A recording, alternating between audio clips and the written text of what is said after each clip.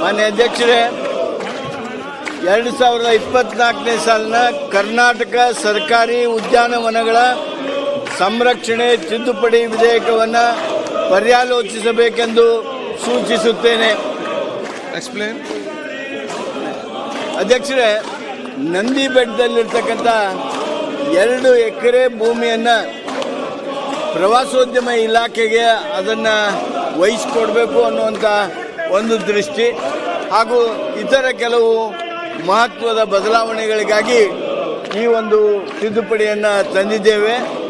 ನಂದಿ ಬೆಟ್ಟದಲ್ಲಿ ಆ ಒಂದು ಬೆಟ್ಟವನ್ನೇ ಪ್ರವಾಸಿಗರ ಅತ್ಯಂತ ಆಕರ್ಷಣೀಯ ತಾಣ ಮಾಡಬೇಕು ಅಂತೇಳಿ ಪ್ರಯತ್ನ ನಡೆದಿದೆ.